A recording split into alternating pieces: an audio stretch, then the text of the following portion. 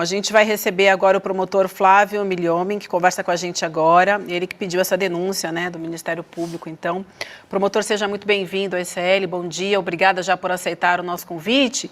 E logo de início, eu gostaria que o senhor explicasse para a gente quais são as providências que o senhor pediu nesse caso, por favor. Bom dia.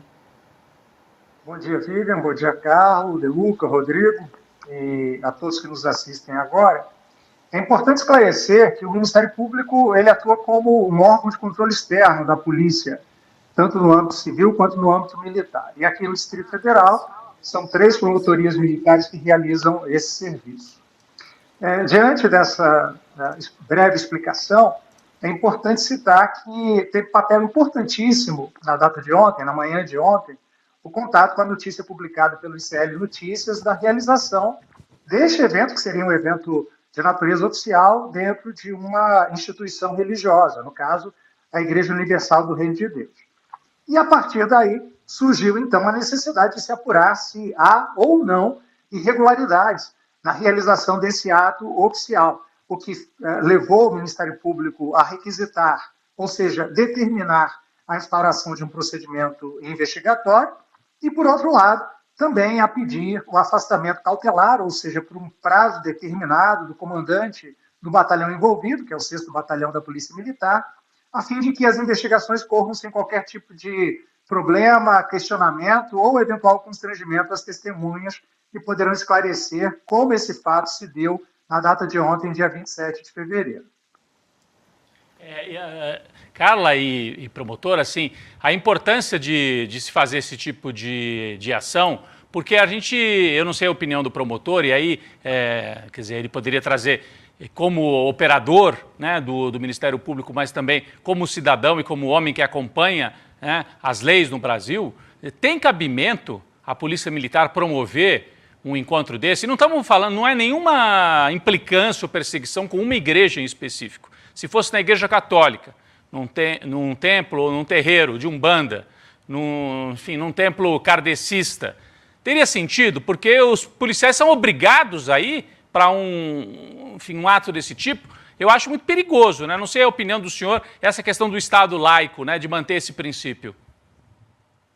Rodrigo, é muito importante que se leve em consideração que a Constituição da República prevê a laicidade do Estado, ou seja, a não vinculação do Estado a qualquer tipo de religião. E o policial militar, como servidor público que tem direitos e que tem deveres, ele deve observar também essa neutralidade da fé no exercício da sua função pública. Então, se está aqui a discutir se o policial militar tem ou não liberdade religiosa, porque isso é conferido a todo e qualquer cidadão, seja ele civil ou militar, podendo exercer essa sua liberdade na sua vida privada e em eventos sociais, com a sua família, nos templos, seja ele cristão, seja ele devoto kardecista, de religiões de matrizes africanas. O que não pode acontecer é a utilização ou a instrumentalização, vou utilizar esse termo, que me parece mais adequado, de forças de segurança por entidades, instituições religiosas. Outro ponto muito importante a se considerar é que existe um limite muito tênue entre a atividade religiosa e a atividade política. E isso vai de encontro à previsão legal de proibição de reunião coletiva de policiais militares para o trato de aspectos políticos, eventos políticos. Isso não é uma novidade na atuação do Ministério Público. O Ministério Público, na eleição passada, em outubro do ano passado, o Ministério Público do Distrito Federal e Território, juntamente com a Procuradoria da República, expediram recomendação esclarecendo quais seriam os impedimentos de participação dos policiais militares em eventos políticos.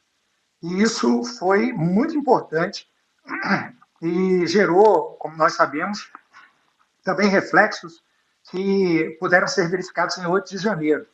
Nós, aqui no Distrito Federal, temos uma grande preocupação de que a polícia não possa vir a ser instrumentalizada e deva seguir a sua legalidade estrita no cumprimento desse direito constitucional, que é o direito à segurança pública de todo e qualquer cidadão, independentemente da religião que ele professe. Carla, a gente quer te ouvir agora também, por favor. Eu queria, primeiro, bom dia, promotor Flávio. É um prazer receber o senhor aqui, né? Eu queria perguntar, o senhor fala sobre um pedido, esse outro pedido feito na época das eleições. Eu recebi bastante, eu trago em primeira mão aqui no N1 e mais tarde na coluna da Juliana Dalpiva. Desde ontem, quando nós publicamos essa matéria, eu recebi outras denúncias, inclusive de oficiais da Polícia Militar de outros estados, mostrando vídeos, fotos, registros de que isso não é um caso isolado, né? Isso que acontece no DF. E nem no Distrito Federal é um caso isolado, inclusive, de acordo com o que a gente vem recebendo de denúncias. Eu queria saber do promotor se vocês do Ministério Público chegaram a entrar em contato com outros ministérios públicos, se na época desse pedido que o senhor cita, que foi feito, né, durante as eleições, chegaram a mapear se a existência disso em outros estados, o senhor saberia nos dizer? Carla, é importante se levar em conta que a organização das polícias militares ela se dá em nível estadual. Tem se discutido, a partir da entrada em vigor da Lei Orgânica das Polícias Militares, a criação de um Conselho Nacional de Polícias Militares. Aliás, é algo que tem se discutido no Ministério da Justiça, começou durante a gestão do atual ministro do Supremo Tribunal Federal, Flávio Dino, e acredito que seguirá o seu caminho junto ao ministro Lewandowski. E, em face dessa organização estadual e distrital, o tratamento normalmente se dá de forma compartimentada. Não existe um órgão nacional que possa, neste exato momento, propiciar a formulação de uma política pública que deva ser adotada por todas as polícias militares. No entanto, os policiais militares têm direitos e têm deveres, e esses deveres, nesse aspecto, têm que ser observados em nível nacional, e não só com regulamentações locais, estaduais ou distritais. Especificamente em relação ao Distrito Federal, a partir do momento em que se requisitou a instauração das investigações, na data de ontem, fatos novos efetivamente chegaram ao conhecimento, não só seu, Carla, mas também a mim, fatos esses que mostram que esse procedimento não é um procedimento inédito no Distrito Federal. Ou seja, a reunião do 6º Batalhão de Polícia Militar no interior de uma unidade da Igreja Universal do Reino de Deus não seria um fato isolado. E se verifica que existem registros de atos oficiais realizados anteriormente dentro da igreja, o que faz com que haja uma ampliação do escopo, do objeto dessa investigação, que não mais vai se resumir à atuação do comandante do 6º Batalhão, mas também a outros oficiais da Polícia Militar do Distrito Federal. Cabe ressaltar também que o policial militar ele está adstrito à hierarquia, ou seja, ele obedece à ordem de uma autoridade superior. E, como tal, ele não pode descumprir essa ordem, desobedecer essa ordem sob pena de responsabilização pessoal. Daí porque deve-se buscar esclarecer qual a participação desses oficiais para a realização desses eventos. E não, obviamente, dos praças que são, em determinados momentos, vamos chamar assim, obrigados por força de lei a atenderem a uma determinação do oficial superior.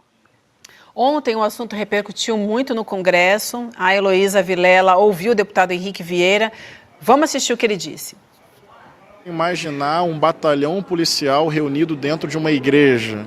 Isso é grave. E já são várias denúncias, viu, no Brasil inteiro, inclusive em São Paulo, de uma relação muito estranha e oculta da Igreja Universal com determinados setores da PM. O que é isso? Uma espécie de milícia religiosa ligada à igreja? Essa é uma interessante pergunta que ele faz, né? Se é uma espécie de milícia religiosa, né, Carla? Exatamente, Vivian. Conforme o próprio promotor acabou de relatar, e eu relatei um pouquinho antes, nós recebemos, o Ministério Público recebeu denúncias nas redes sociais quando nós publicamos as matérias, porque veio a do batalhão, depois veio o pedido do Ministério Público, da promotoria, do deputado aqui do Distrito Federal. muita gente comentando, relatando que já presenciou na porta da igreja diversas viaturas, igrejas universais em vários estados do país.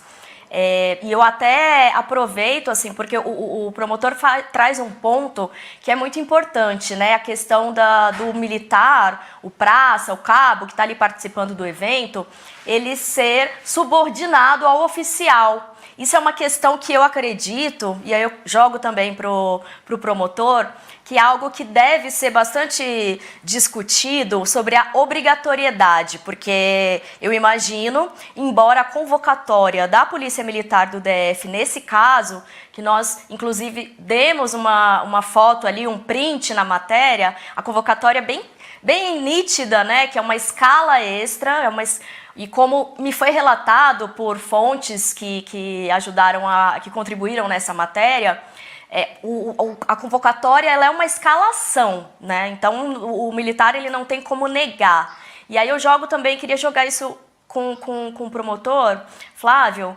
essa questão da obrigatoriedade e até que ponto mesmo, como o senhor falou, o militar ele pode descumprir essa ordem. Muitos eu percebo que ficam com esse receio, né? Imagino que ficam com esse receio. Às vezes, quando a gente recebe alguma informação de algum militar que recebeu uma ordem de um oficial, de um superior, tem muito esse receio, né? E uma dificuldade também que nós da imprensa temos em apurar irregularidades dentro dessa instituição, não é, promotor? Olha, Carla, você tem razão, e um aspecto que deve ser considerado, que foi tratado anteriormente, é que são dois princípios norteadores da atividade militar como um todo e da atividade policial militar em especial. É a hierarquia e a disciplina. A disciplina corresponde ao cumprimento estrito das normas, sejam elas legais, sejam elas de natureza administrativa, ou seja, regulamentos, portarias emitidos pela própria Polícia Militar. E outro aspecto é a hierarquia, que assegura que a ordem emanada de uma autoridade superior deve ser cumprida sem contestação pelo subordinado. Nesse sentido, embora a legislação permita o descumprimento de uma ordem manifestamente ilegal, ela necessariamente deve se mostrar, de pronto, de saída, ilícita, contrária ao ordenamento jurídico. Aquela ordem que traz alguma forma de dúvida em relação à sua licitude, essa não pode ser descumprida pelo policial, ainda que ele suspeite que esse ato não esteja de acordo com princípios constitucionais da administração pública ou com a legislação, porque sempre existe a possibilidade de o subordinado ser responsabilizado em nível disciplinar ou mesmo com o oferecimento, a instauração de algum procedimento investigatório para apuração da sua responsabilidade criminal. A praxe, o dia a dia, mostra, então, que muito dificilmente um subordinado vai deixar de cumprir uma ordem de um oficial superior, a não ser que a ilicitude grite, que ela apareça em primeiro lugar. Promotor, eu agradeço a sua participação. Muito obrigada por estar conosco hoje aqui, nos ajudando a entender, então, quais são os próximos passos a partir dessa denúncia e da reportagem da Carla. Quero te agradecer também, Carla. Então, obrigada, promotor. Até uma nova oportunidade. Bom dia. Obrigado. Carla, obrigada também e parabéns. A gente se reencontra em breve por aqui. Deixa eu avisar aqui, ó, galera, vamos ficar de olho sempre nas reportagens da Carla lá no nosso portal, tá? iclnoticias.com.br.